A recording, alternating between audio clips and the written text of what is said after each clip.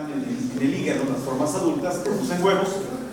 Esos huevos son liberados con las heces, y a partir de esto, si hay la condición de humedad y temperatura adecuada, se forma el miracidio, que es el que invade a los caracoles por el pin.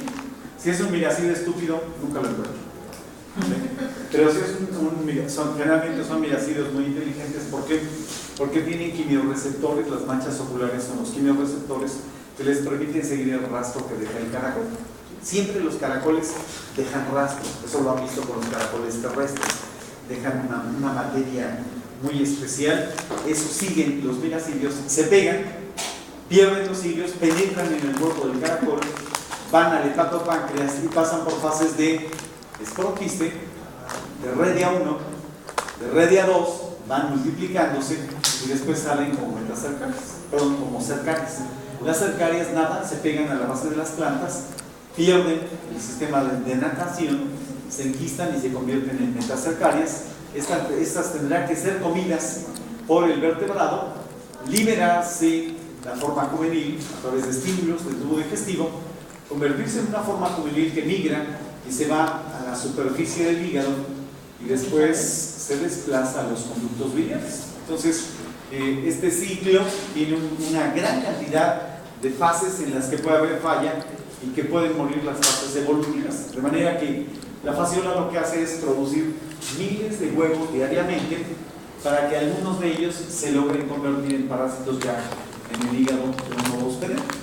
Entonces, vean ustedes, esto lo vieron en el laboratorio. Esto es un huevo de fasciola hepática con solpérculo. ¿Sí? A partir de esto sale la primera fase evolutiva, que es el miracidio. ¿Sí? Entonces, los miracidios están cubiertos de cilios, y estos cilios son los que les permiten a los miracidios llegar a invadir a los caracoles y ser muy, muy eficientes. ¿Por qué? Porque aquí no se pueden andar con estupideces de que me tardé un poquito, que espérame tantito, que voy a la cafetería, cosas por el estilo. Esta cosa puede vivir 24 o 36 horas, y en 36 horas no llega al hospedero, te mueres. O sea, así debería de ser la situación. Que no estudiaste, te cargó el payaso.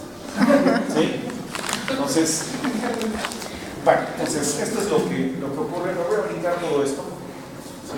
Todos estos estas son, digamos, cercarias. Esto era un video que está trabado. Antes de llegar a la clase me di cuenta que estaban trabados, son como 8 videos que se quedaron trabados. Estos son fases de cercaria, son las que salen del hospedero, emigran, y una vez que se pegan a superficies, pierden esta estructura y ya desarrollan el enquistamiento. ¿Sí? Entonces, esta es la cuestión. Estas serían fases de esporoquiste. Estas son células asexuales, a partir de las cuales se da la modificación para convertir y formar las cercarias. Estas serían cercarias en el hígado de un caracol. Se les puede encontrar por cientos en el hígado del caracol, y obviamente le va muy mal al caracol con estos organismos. Esta es la visión de una cercaria todavía con cola.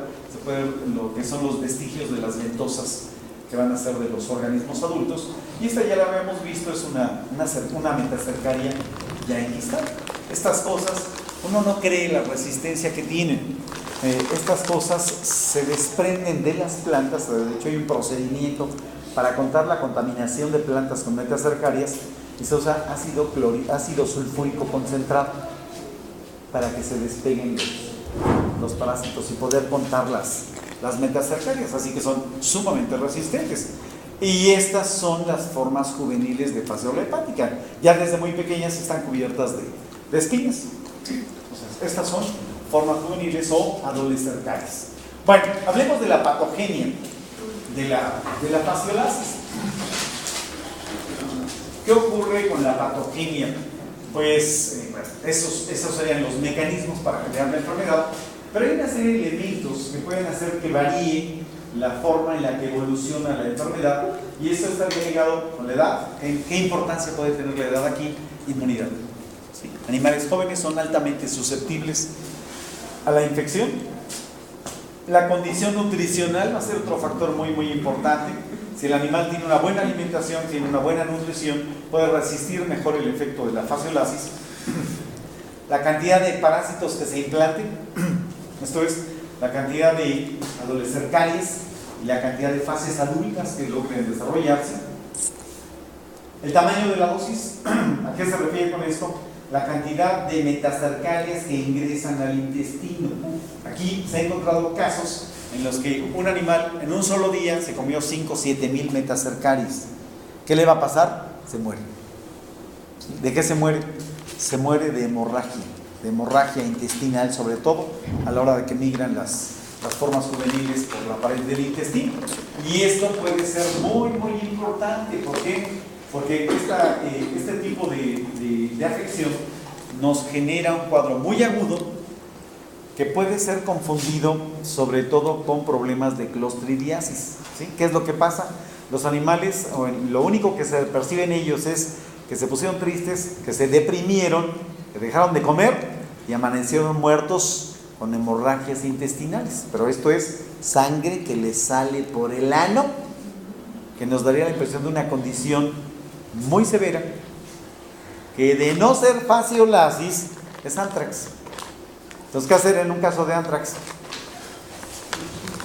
Pues hacerle como le hacen muchas autoridades: no le digas a nadie, lo entierras, ni te metas con eso. ¿Por qué? Porque son puras esporas. Ustedes hacen una necropsia, intentan hacer una estupidez de esas, y lo que van a hacer es generar una supercontaminación ambiental. Entonces, esto es muy importante. Y la otra es, pues, que el animal puede traer el curso de parasitología en el tubo digestivo. ¿Sí? ¿Qué puede traer? Pues una verminosis gastroentérica galopante, nematodos pulmonares, coccidiosis, babesiosis, garrapatas, más fasciolo hepático. Entonces, ¿qué va a pasar? Pues todo esto tiene una influencia muy importante en cómo se va a desarrollar la enfermedad. Bueno, ¿en qué consiste la patogenia? En una primera etapa hablamos del ingreso de los parásitos. El ingreso ocurre en 2 etapas. La primera, las formas juveniles de fasciolo hepática atraviesan la pared intestinal. ¿Sí? ¿Qué va a pasar? Pues lesionan la pared, pasan a la cavidad peritoneal y lo hacen a través del duodeno.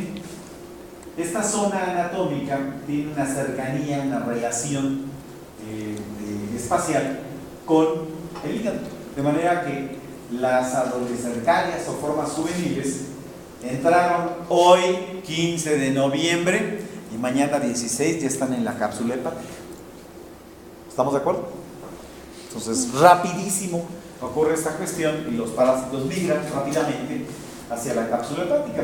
En la primera etapa, los parásitos atraviesan la cápsula, rompen la cápsula e ingresan al parénquima.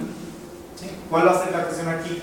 El parénquima roto sangra y de inmediato la víscera genera una reacción al cuerpo extraño. Entonces, aquí vamos a entrar en un círculo vicioso en el que los parásitos rompen el tejido, provocan hemorragias, generan respuestas inflamatorias y continúan con su desplazamiento.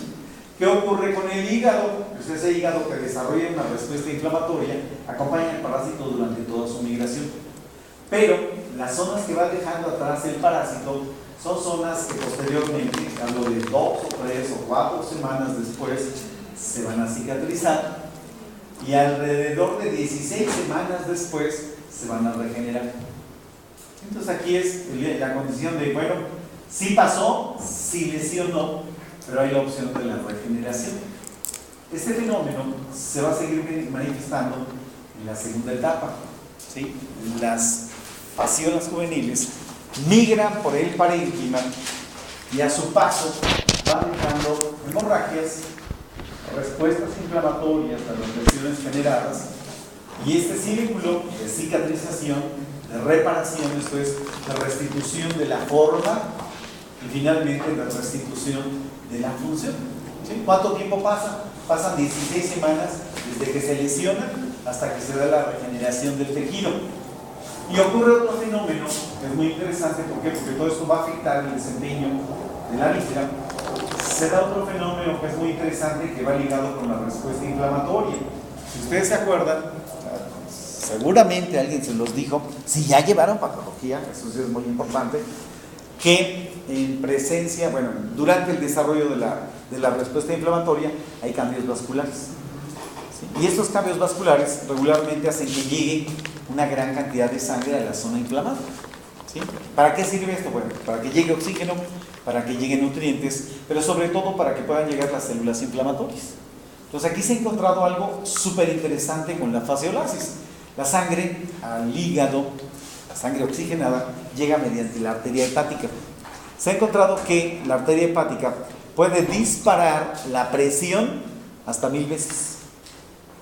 ¿Sí? ¿Qué implica que se dispare 1000 veces esa presión vascular? Pues implica que en la zona que está dañada va a llegar una gran cantidad de sangre. Y esto va a ser bueno. ¿Por qué?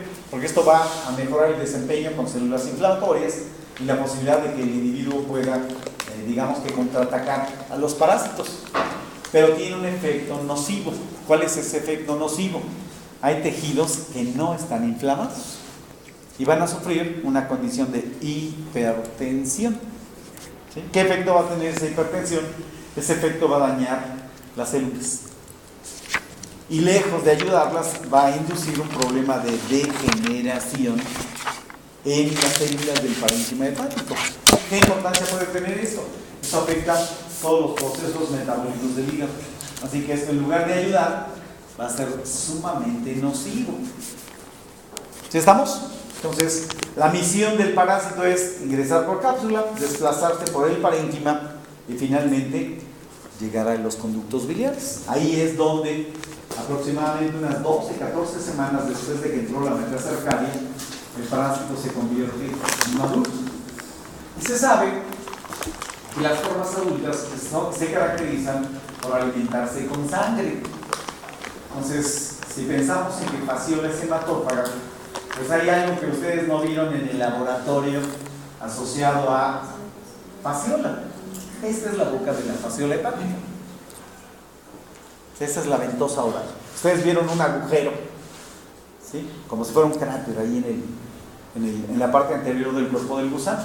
En realidad esto tiene un par de placas cortantes. Y esas placas cortantes son las que lesionan la pared del conducto biliar para provocar el sangrado.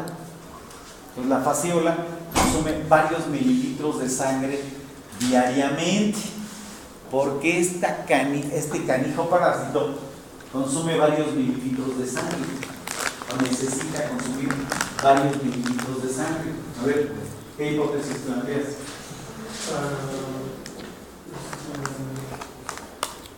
¿Reproducirse? Para reproducirse, tiene que producir miles de huevos diarios. Y para ver si algunos de estos huevos se llegan a convertirse en un parásito posteriormente en otro vertebrado. Entonces sí, producen muchos huevos, pero necesita consumir una gran cantidad de sangre.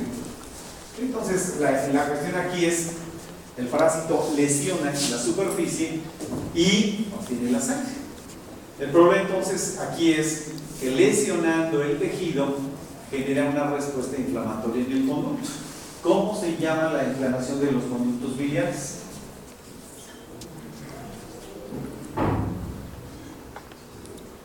¿Cómo se llama la inflamación de los conductos biliares? ¿Cómo se llama la inflamación de los conductos biliares? ¿Cómo se llama la inflamación de los conductos? Colangitis. Colangitis. Se produce colangitis. ¿Sí? Pero además, aquí debemos recordar esto.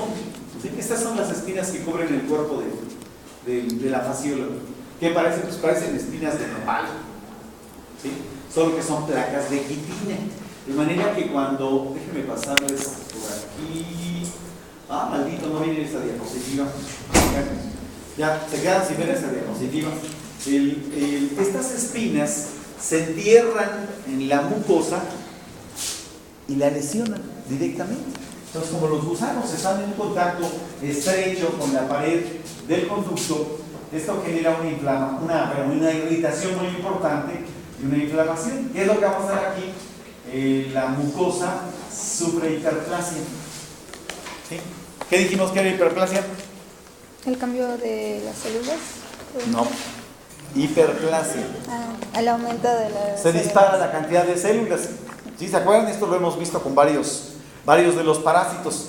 Pero una de las características que hay con la hiperplasia es que son células no diferenciadas y son células que pierden el cemento intercelular. Entonces aquí tenemos uno, el gusano come sangre, causa anemia, pero el cambio de características del epitelio genera pérdida de proteína plasmática. Así que hay anemia e hipoproteinemia. ¿Estamos de acuerdo? Entonces esto forma parte del cuadro de la enfermedad. Ahora, esta irritación y las alteraciones que generan los parásitos producen la lesión clásica de la fasciolasis. ¿Cómo dijimos que se llama la inflamación de los conductos biliares? Colangitis. ¿Y qué le pasa a la superficie de la mucosa? Hiperplásica. Se llama colangitis hiperplásica. ¿Vamos? ¿Qué va a pasar con esta superficie? Es una superficie que está perdiendo sangre, es una superficie que está perdiendo proteínas plasmáticas. ¿Sí? ¿Qué más? Pues los parásitos liberan una gran cantidad de sustancias. De hecho, algo súper importante para él es que este también trae chaleco antibalas. ¿Sí? El parásito está cubierto de una sustancia que se llama glucocálix.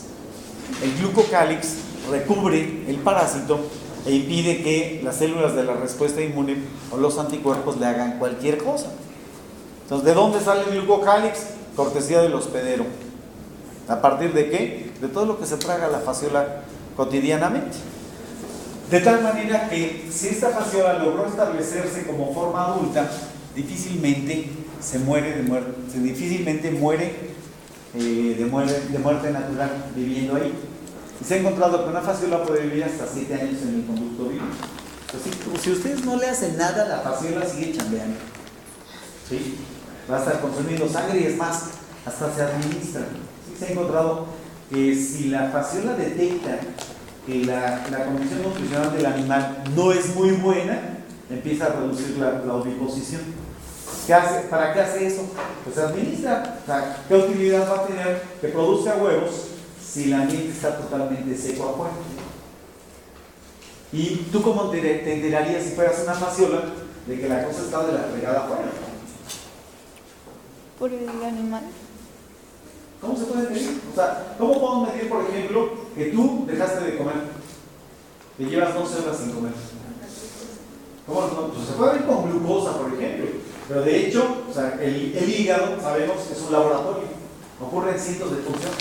Podría haber una gran cantidad de elementos metabólicos que se pueden monitorear, que nos dicen el cuerpo de este individuo está en una crisis de nutrición terrible. ¿Por qué? Porque hay todos estos elementos. Por ejemplo, se podría monitorear cuerpos cetónicos.